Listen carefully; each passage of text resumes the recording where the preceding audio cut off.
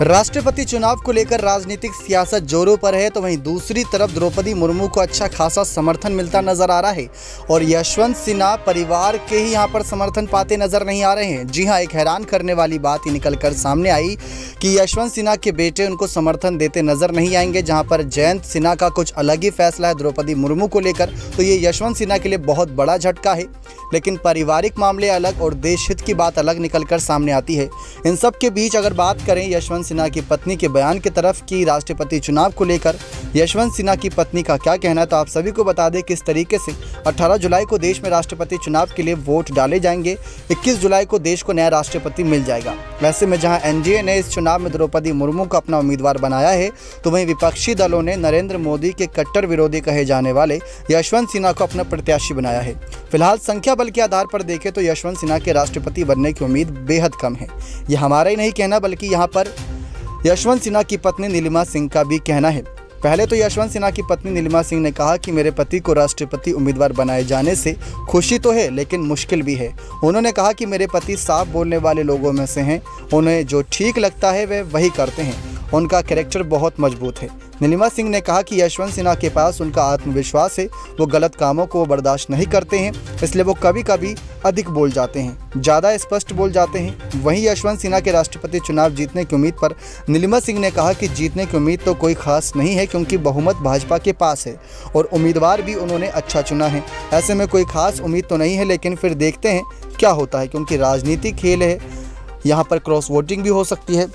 गौरतलब है कि राष्ट्रपति चुनाव में एनडीए की आदिवासी महिला के तौर पर प्रत्याशी द्रौपदी मुर्मू को कई अन्य दलों का भी समर्थन मिलता नजर आ रहा है। लेकिन इन सब के बीच जो सबसे ज़्यादा चर्चाओं का विषय है वो है यशवंत सिन्हा के बेटे का समर्थन जयंत सिन्हा का। आप सभी को बता दें किस तरीके से राष्ट्रपति चुनाव नज़दीक आते आते बीजेपी सांसद जयंत सिन्हा असमंजस की स्थिति में नजर आ रहे थे, लेकिन उन्होंने खुद ही यहाँ पर कई बातें साफ कर दी राष्ट्रपति चुनाव में कि वो किसको सपोर्ट करेंगे।